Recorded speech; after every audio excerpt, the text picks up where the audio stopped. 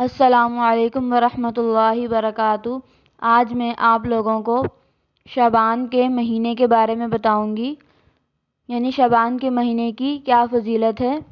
شعبان کے مہینے کی بہت فضیلت ہے، اور جو شعبان کے مہینے میں جو 15 شعبان آتی ہے جس کو شب برات کہا جاتا ہے، اس رات کی بھی بہت زیادہ فضیلت آئی ہے۔ 15 شعبان کو جو شب برات ہوتی ہے، اس رات میں سارے اہل ایمان، سب ایمان والوں کی بخشش ہو جاتی ہے،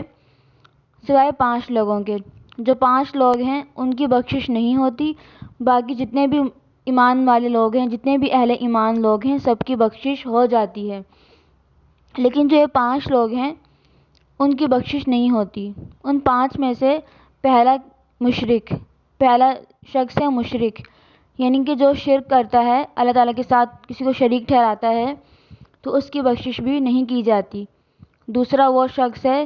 کہ جو اپنے والدین کا، ماں باپ کا نافرمان ہو، یعنی جو اپنے ماں باپ کو بہت زیادہ نافرمان ہوتا ہے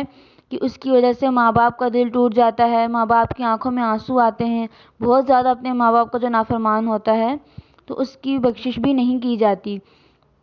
یعنی جو والدین کا نافرمان ہوگا ان کی بھی بخشش نہیں ہوگی۔ اور تیسرا وہ شخص ہے کہ جو اپنی شلوار کو ٹخنوں سے نیچے رکھتا ہے، یعنی وہ آدمی، وہ مرد جو اپنی شلوار کو تکبر کی وجہ سے ٹخنوں سے نیچے رکھے، تو اس شخص کی بھی بخشش شب برات کو نہیں کی جاتی۔ چوتھا وہ شخص ہے کہ جو اپنے دل میں کسی دوسرے بھائی مسلمان کے لیے بغض رکھے، کینہ رکھے، یعنی اگر اس کے دل میں کسی اور کے لیے نفرت ہو، کینہ ہو، بغض ہو، تو اس کی بخشش بھی نہیں ہوتی۔ اور پانچواں وہ شخص ہوتا ہے کہ جو شراب پینے والا ہو، یعنی شرابی، یعنی جو شرابی ہوتا ہے، جو شراب پیتا ہے، مسلسل شراب پیتا ہے، اس کی بخشش بھی نہیں کی جاتی۔ یہ جو 5 لوگ ہیں،